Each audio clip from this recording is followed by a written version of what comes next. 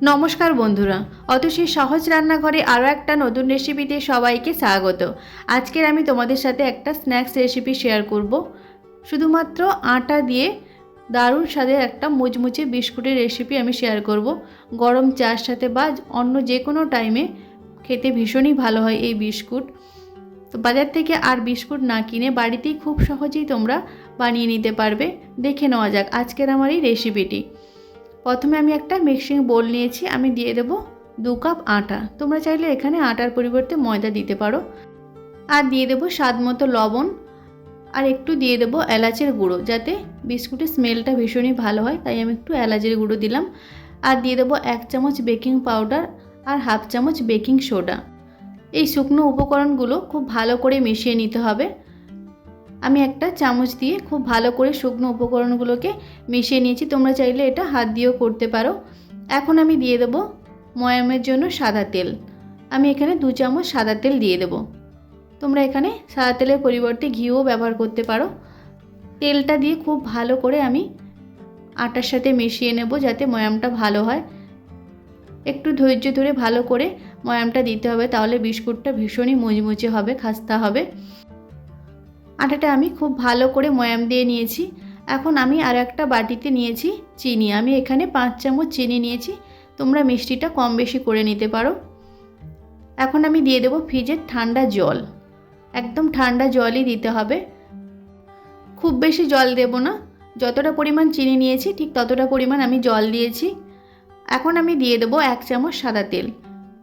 জল, চিনি আর তেলটা খুব ভালো করে মিশিয়ে নিতে হবে।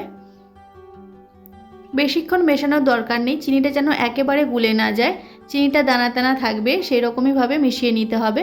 এখন আমি আটার সাথে অল্প অল্প জল, চিনি দিয়ে খুব ভালো করে মেখে নিতে হবে। একসাথে বেশি জল দিয়ে দেবো না, অল্প অল্প জল দিয়ে একটা শক্ত ডো বানিয়ে নিতে হবে। ডোটা যেন একটু শক্তই হয়, দেখো এইভাবে ডোটা হবে। আমি তোমাদের দেখিয়ে দিচ্ছি কতটা শক্ত হবে। ডোটা রেডি করার পর বেশিক্ষণ রাখার দরকার নেই, রেস্টে রাখার কোনো প্রয়োজন নেই।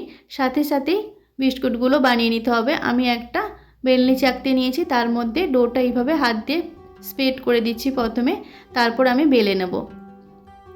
রুটিটা ভালো করে বেলে নিতে হবে, খুব বেশি মোটা না আবার খুব বেশি পাতলা নয়। দেখো এইভাবে থিকনেসটা হবে, এইরকমভাবে বেলে নিতে হবে। মোটামুটি পাতলা হবে, এইভাবে বেলে নিয়ে বিস্কুটটা রেডি করে নিতে হবে। তারপর আমি একটা ছুরি নিয়েছি, দেখো প্রথমে আমি 4 সাইড কেটে নেব, তারপর আমি বিস্কুটের শেপ দিয়ে নেব। ছুরিটা দিয়ে প্রথমে এইভাবে 4 সাইড কেটে নিতে হবে, একটা চৌকো শেপ করে নিতে হবে। তারপর ছুরিটা দিয়ে আমি বিস্কুটের শেপটা রেডি করে নেব। তোমরা চাইলে এখানে গোল বিস্কুটও বানাতে পারো। তোমরা তোমাদের পছন্দ অনুযায়ী শেপ দিয়ে বিস্কুটটা রেডি করে নিতে পারবে। ভীষণই সহজ, অবশ্যই তোমরা বাড়িতে একবার এইভাবে বিস্কুটটা বানিয়ে দেখবে। সেরকম কিছু উপকরণই লাগে না, বাড়িতে থাকা খুব সামান্য উপকরণ দিয়ে এই বিস্কুটটা বানানো হয়ে যায়, আর টেস্ট হয় ভীষণই ভালো। তো অবশ্যই তোমরা বাড়িতে এইভাবে বিস্কুটটা রেডি করবে। দেখো আমি সমস্ত বিস্কুটটা এইভাবে একটা ছুরি দিয়ে কেটে নিচ্ছি।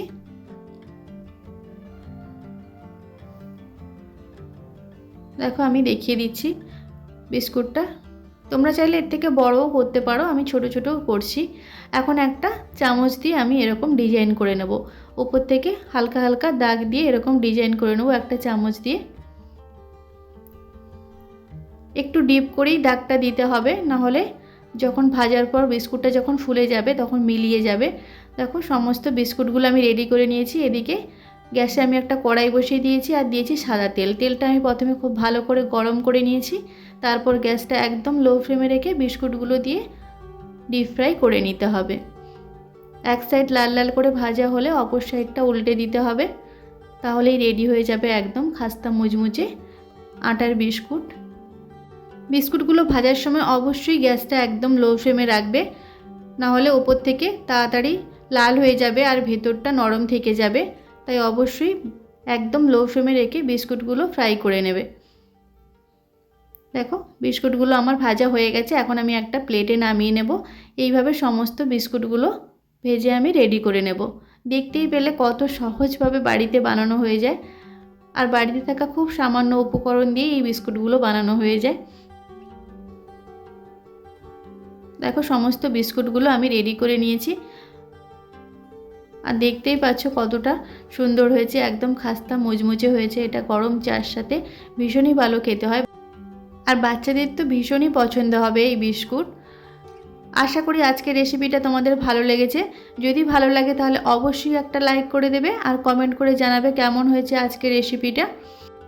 আর যারা নতুন বন্ধু দেখছো আমার ভিডিওটা, তারা অবশ্যই আমার চ্যানেলটিকে সাবস্ক্রাইব করে আমার পাশে থাকবে। আর যারা অলরেডি আমার চ্যানেলটিকে সাবস্ক্রাইব করেছো তাদের অসংখ্য ধন্যবাদ। আজকের ভিডিওটা এই পর্যন্ত। নেক্সট কোনো ভিডিওতে তোমাদের সাথে আবার দেখা হচ্ছে নতুন কোনো একটা রেসিপি নিয়ে।